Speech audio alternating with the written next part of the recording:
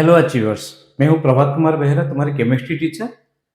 JEE main series जो अभी चल रहा है उसमें हम आज डिस्कस करने जा रहे हैं सॉल्यूशन चैप्टर, जो कि फिजिकल केमिस्ट्री के अंदर और very first chapter of class 12 syllabus. उसमें जो सेशन 2, दैट मीन्स अप्रैल 2025 में जो एग्जाम में कंडक्ट हुआ था, उसमें कुल मिला के सॉल्यूशन चैप्टर से कितने क्वेश्चन आए थे? 9 क्वेश्चन। और उन्हीं 9 क्वेश्चन को लेके अभी तुम लोगों के सामने हम डिस्कस करने जा रहे हैं question with detailed solution along with the answer की। चलो अब देखते हैं very first question. A solution made by mixing 1 mole of volatile liquid A with 3 moles of volatile liquid B. तो अगर 2 वोलाटाइल लिक्विड है, याद करो इसमें कौन सी कॉन्सेप्ट अप्लाई होगा? That is none other than the Raoult's law. ठीक है, तो इसमें 1 mole of volatile liquid A and 3 moles of volatile liquid B. ठीक है, the vapor pressure of pure component A, that is PA naught, so it is 200 millimeter mercury, and that of the solution PT equal to 500 millimeter mercury. So the vapor pressure of pure B and least volatile component of the solution. Okay, तो इसमें pure B means PB naught पूछा है, तो हमें पता है PT equal to P A naught chi A plus PB naught chi B. तो P A naught कितना है? 200 into mole fraction of A that is 1/4 plus PB naught जो कि हमें कैलकुलेट करना है into mole fraction of B 3/4। तो ए कितना आ गया? दैट इज 50, है ना।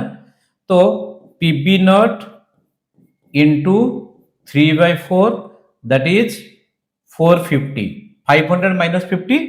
ठीक, तो PB naught equal to 450 into 4/3, ये आ गया 150, दैट इज 600 मिलीमीटर मर्क्यूरी। तो 600 मिलीमीटर मर्क्यूरी, यहाँ पे 2 ऑप्शन है। अच्छा, इसके अलावा और क्या पूछा है? which is more least volatile. Okay, which is least volatile among A and B. अब बताओ, जो volatile component होगा that will be easily evaporated. अगर easily evaporate होगा तो उसका vapor pressure भी ज्यादा होगा। तो आप कैसे कंपेयर कर सकते हो? more the vapor pressure, more is the volatility of the component. तो जिसका वेपर प्रेशर ज्यादा है वो ज्यादा वोलाटाइल है। तो यहाँ पे वेपर प्रेशर किसका ज्यादा है? बी का ज्यादा है जो कि 600, ए का कम है जो कि 200। तो मोर वोलाटाइल क्या होगा? बी। लेस या लीस्ट वोलाटाइल कौन से होगा? ए। तो यहाँ पे ऑप्शन क्या आ गया? Option is a. समझ रहे स्टूडेंट्स? अब नेक्स्ट क्वेश्चन देखते हैं। तो नेक्स्ट क्वेश्चन में देखो, when 1 gram etch compounds A, B and AB2 are dissolved in 15 gram of water separately. Okay, अलग अलग है, AB और AB2 दोनों का अलग अलग। They increased the boiling point of water by 2.7 Kelvin and 1.5 Kelvin respectively. Okay, तो atomic mass पूछा है, नियरेस्ट इंटीजर और molar boiling means KB value दिया है 0.5। तो फर्स्ट जो AB दिया है तो उसके लिए हम क्या लिखेंगे? Delta TB equal to KB into molality, है ना, KB इंटू मोलालिटी। तो डेल्टा TB का वैल्यू कितना है यहाँ पे? तो 2.7, तो 2.7 equal to 0.5 into molality, number of moles of AB given mass, और यहाँ पे A और B का जो एटॉमिक मास गिवन नहीं है तो उसको स्मॉल a और स्मॉल b ले लो, इंटू मास 1000/15। ठीक है, तो अगर इसको आप सॉल्व करोगे तो आप देख लेना, तो a plus B it is coming as 12.346। एक इक्वेशन आ गया। a प्लस बी कितना हो जाएगा?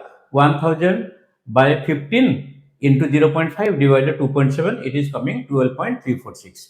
Similarly delta TB dash that is equal to 1.5, it is KB तो सेम ही है, 0.5 into molality 1/A plus 2B into 1000/15।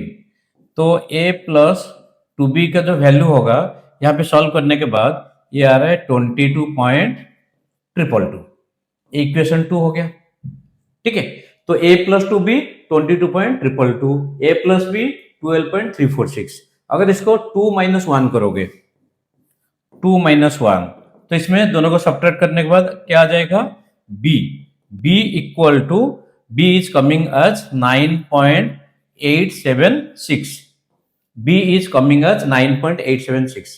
तो कोई भी इक्वेशन में b का वैल्यू पुट कर दो, तो b का वैल्यू पुट करने के बाद a का जो वैल्यू आ रहा है दैट इज कमिंग एज 2.47। ठीक है, आप इसको कैलकुलेट करके देख सकते हो। तो यहां पे क्या दिया है, the atomic mass of A is x into 10⁻⁻1। तो इसको नियरेस्ट इंटीजर, तो इसको ले सकते हो 24.7 इंटू 10⁻⁻1 और अप्रोक्सीमेटली 25 इंटू 10⁻⁻1, क्योंकि नियरेस्ट इंटीजर पूछा है। तो यहाँ पे क्या आ गया, 25 आ गया। ओके स्टूडेंट्स, नोट कर लिया। चलो नेक्स्ट क्वेश्चन जो है ये असर्शन रीजन बेस्ड क्वेश्चन है।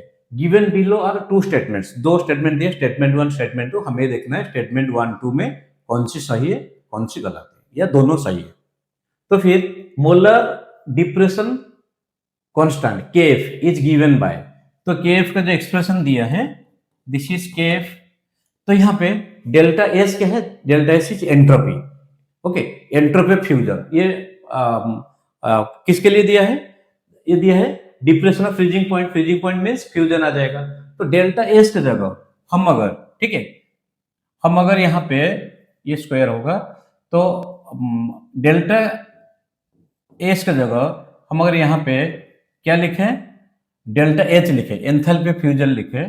ठीक है, तो एंथैल्पी फ्यूजन क्या होगा, सो दैट इज आर, ये सही है स्टूडेंट्स।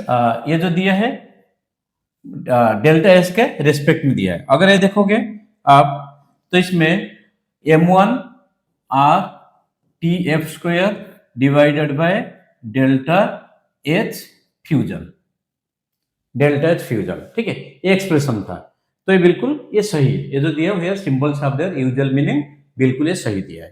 तो स्टेटमेंट 1 हो गया करेक्ट। अब statement 2, K for benzene is less than K for water. तो यहाँ पे अगर देखोगे, यहाँ पे जो M1 दिया है that is molar mass of the solvent. ठीक है, बेंजीन हो या वाटर हो, दोनों सॉल्वेंट है। तो यहाँ पे KF का वैल्यू ज्यादा कब होगा, क्योंकि R तो कांस्टेंट है। KF का वैल्यू ज्यादा कब होगा, जिसका मोलर मास ज्यादा है उसका KF का वैल्यू भी ज्यादा होगा। दोबारा रिपीट कर रहा हूँ, जिसका मोलर मास ज्यादा है उसका KF वैल्यू भी ज्यादा होगा। तो बेंजीन का मोलर मास 78 है, वाटर का मोलर मास कितना है 18 है, तो फिर KF का वैल्यू किसका ज्यादा होगा, बेंजीन का ज्यादा होगा। तो कहते हैं बेंजीन इज लेस देन, ये हो गया गलत। तो इसका मतलब स्टेटमेंट 1 तो बिल्कुल सही है, स्टेटमेंट 2 रॉन्ग है। तो statement 1 is correct, whereas statement 2 is incorrect. तो इसमें ऑप्शन क्या आ गया क्वेश्चन नंबर 3 में, that is statement 1 is correct, statement 2 is incorrect, that is 4। Okay, that is 4। ये समझे स्टूडेंट। अब नेक्स्ट देखो, which of the following properties will change when system containing the solution 1 will become solution 2? Means दोनों system है, दोनों में volume constant है, दोनों का वॉल्यूम कांस्टेंट है। तो इसको अगर सिस्टम 1 को सिस्टम 2 में कन्वर्ट कर दिए तो which will change, इसमें चेंज क्या होगा। अब देखो 10 mole of solute X and 10 mole of water, 10 litre of water, sorry 10 mole of solute X and 10 litre of water. तो इसमें मोलारिटी क्या होगा, मोलारिटी हो जाएगा, थोड़ा सा डार्क कलर यूज कर लेते हैं। यहाँ पे मोलारिटी क्या होगा, मोलारिटी हो जाएगा 10/10, दैट इज 1 मोलर। ठीक है, 1 मोलर। अच्छा, तो हमें पता है molarity is intensive property, means वो क्वांटिटी को डिपेंड नहीं करता। Even density also doesn't depend on the quantity. ठीक, अच्छा, तो ये हो गया सॉल्यूशन 1। तो सॉल्यूशन 2 में 1 लीटर ऑफ सॉल्यूशन 1 मींस ये जो 10 लीटर था 10 लीटर से 1 लीटर लिए, तो 1 लीटर मींस उसमें 1 मोलर है, तो इसका मतलब 1 लीटर में 1 moles of the solute X होगा। उसके बाद 1 मोल ऑफ सॉल्यूट X फिर उससे ऐड किए, फिर 1 लीटर ऑफ वाटर ऐड किए। तो इसका मतलब क्या हुआ, 1 मोलर था, और हमने जो 1 मोल सॉल्यूट और 1 लीटर वाटर, ये भी 1 मोल ऐड किए। इसका मतलब मोलरिटी में कोई चेंज होगा? बिल्कुल चेंज नहीं होगा, क्योंकि टोटल वॉल्यूम कितना हो गया 2 litre, total number of moles कितना हो गया 2 मोल्स, तो इसका मतलब मोलरिटी अभी भी 1 ही बरकरार है। ठीक, तो मोलरिटी में कोई चेंज नहीं, विल चेंज, तो कॉन्सेंट्रेशन तो चेंज नहीं होगा। ओके स्टूडेंट्स, यहाँ पे कॉन्सेंट्रेशन में कोई चेंज नहीं होगा, और डेंसिटी भी चेंज नहीं होगा, और डेंसिटी का चेंज नहीं होगा। Molar heat capacity it depends on the number of moles, तो नंबर ऑफ मोल्स में रेशियो में कोई चेंज नहीं हो रहा है। बाकी रहा गिव्स फ्री एनर्जी। अब बताओ 10 लीटर कंटेनर था, तो 10 लीटर कंटेनर या 10 लीटर सॉल्यूशन को हमने दूसरे 10 लीटर कंटेनर है, बट उसमें क्या है 2 लीटर ऑफ द सॉल्यूशन है, तो यहां पे क्या होगा? वॉल्यूम कंट्रैक्शन हो गया। अगर वॉल्यूम कंट्रैक्शन होगा तो वॉल्यूम कंट्रैक्शन होने से क्या चेंज होगा?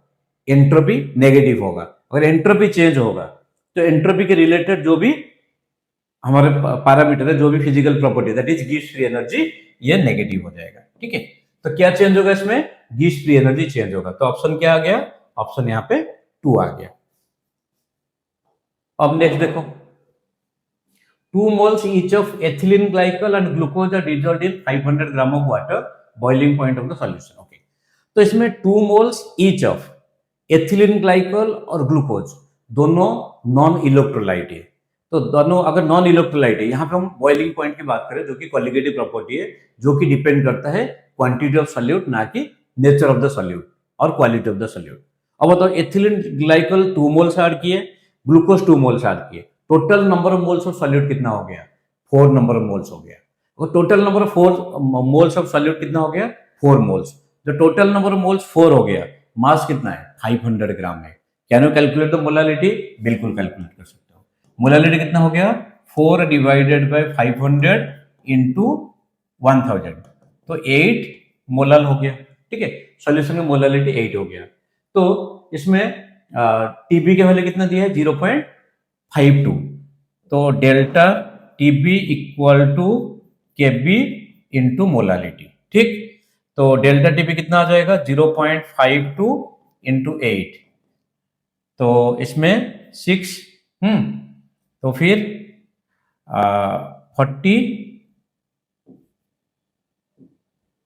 4.16। ठीक है, 4.16 आ गया, दैट इज केल्विन। तो हमें क्या पूछा है? Boiling point TB equal to TB naught plus delta TB, तो 2 दैट इज 373.15 प्लस, क्योंकि 273.15 होता है प्लस 100 डिग्री, तो 4.16, तो ये आ रहा है कितना? 377.31, ये आ रहा है 377.31। समझ आया? अब देखते हैं नेक्स्ट क्वेश्चन। वाह, अच्छा क्वेश्चन दिख रहा है। एक्सो इज द मेम्ब्रेन और partition between the 2 chambers 1 and 2, ये दिया है, देखो एक्सो दिया है, containing sugar solution of concentration C1 and C2, where C1 is greater than C2। ये C1 जो है लेफ्ट साइड में चैम्बर 1 में है, that has more concentration than C2। ठीक, for the reverse osmosis to take place, identify the correct condition। okay, तो osmosis क्या होता है? osmosis means movement of solvent molecules from high solvent concentration to low solvent concentration, or from low concentration of the solution to high concentration solution, हो गया osmosis. Reverse osmosis क्या है? Obviously opposite है, from high concentration of the solution to low concentration solution, और from low solvent concentration to high solvent concentration. Osmosis कब होगा? जब pressure हम जो अप्लाई कर रहे हैं that will be greater than the osmotic pressure.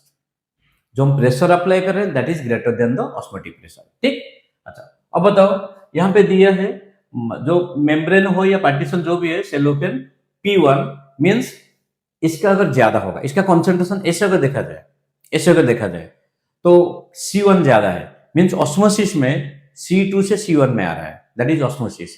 तो रिवर्स ऑस्मोसिस में क्या होगा? C1 टू C2 में जाएगा। ये कब होगा?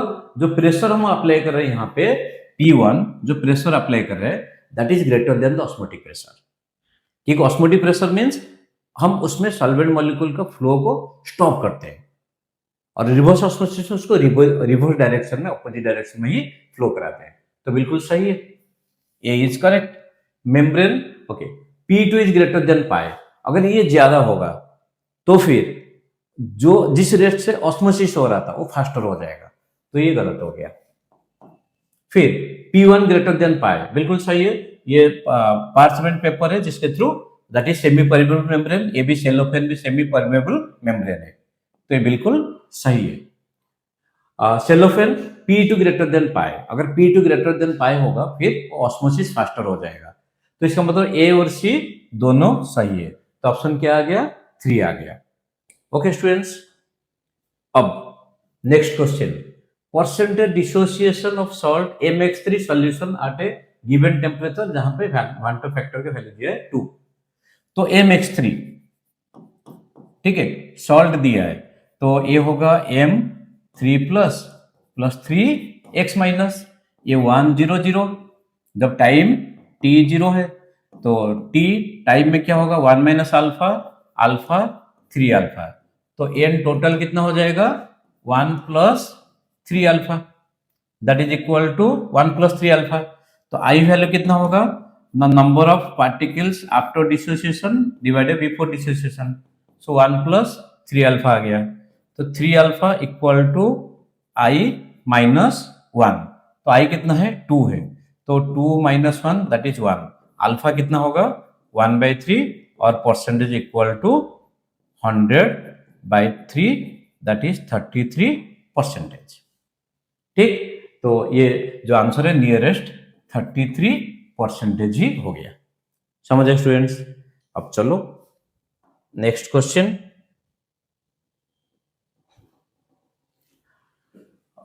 which of the following binary mixture doesn't show the behavior of minimum boiling azeotrope? एक होता है मैक्सिमम बॉइलिंग एजियोट्रोप, एक होता है मिनिमम बॉइलिंग एजियोट्रोप। जो मैक्सिमम बॉइलिंग एजियोट्रोप होता है दैट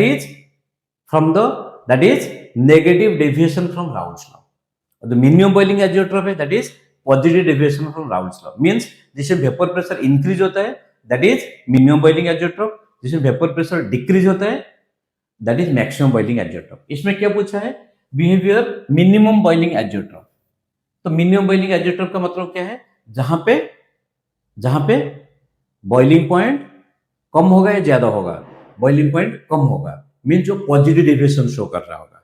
पॉजिटिव डेविएशन कब शो करेगा, जब वेपर प्रेशर हम जो एक्सपेक्ट कर रहे थे उससे ज्यादा होगा।